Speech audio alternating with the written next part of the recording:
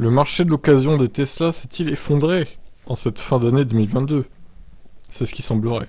Le marché de l'occasion chez Tesla est un marché de l'ombre très peu abordé mais d'une envergure colossale. La seconde main qui passe par des concessions, des garages ou des petites annonces sur internet a aussi bien grossi par son volume que par sa valeur. Les années passent et jamais le prix moyen n'a baissé. Une tendance qui vient d'atteindre son point de bascule en cette fin d'année 2022. Les prix de l'occasion chez Tesla ont baissé de l'ordre de 17% aux États-Unis pour atteindre leur plus bas en 2022. C'est en tout cas ce que rapporte Reuters citant la plateforme Edmunds. Le prix moyen pour une Tesla d'occasion est passé de plus de 67 000 $ en juillet à 55 000 $ en décembre. La durée totale d'attente chez un concessionnaire pour une Tesla d'occasion a augmenté quant à elle de 38 à 50 jours. L'évolution des prix obtenus par Edmunds montre que la bulle démarrée en mars 2020 a commencé à se rétrécir en août.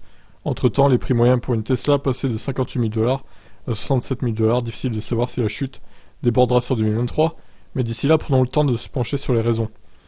Plusieurs raisons expliquent ça. D'abord, le prix des modèles neufs. Tesla n'a fait que les augmenter en 2022, de quoi créer beaucoup de frustration chez de potentiels clients, qui ont donc préféré se tourner vers l'occasion.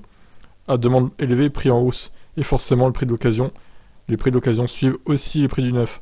Ensuite, les durées de livraison face aux différentes pénuries ont fini par créer un marché parallèle de seconde main où les revendeurs ne faisaient que revendre plus cher les modèles, tout en donnant la possibilité aux clients de s'affranchir de l'attente. D'ailleurs, en août dernier, les données d'Edmunds montraient qu'un tiers de toutes les Tesla vendues d'occasion étaient des modèles livrés en 2022.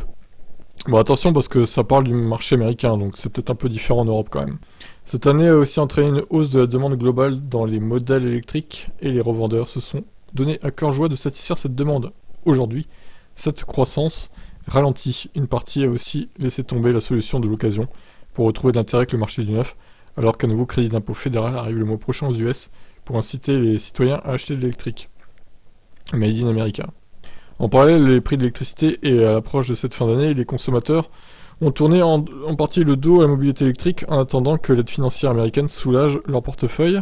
L'inflation à l'échelle mondiale, la hausse des taux d'intérêt chez les banques, toutes ces tendances sont aussi à prendre en compte dans l'équation. Très bien. Bon, vous en pensez quoi? Est-ce que vous pensez que le marché de l'occasion a baissé en France également? J'ai pas fait les annonces sur mon compte depuis un moment, il faudrait que je les refasse pour voir effectivement où ça en est tout ça. Allez, ciao ciao.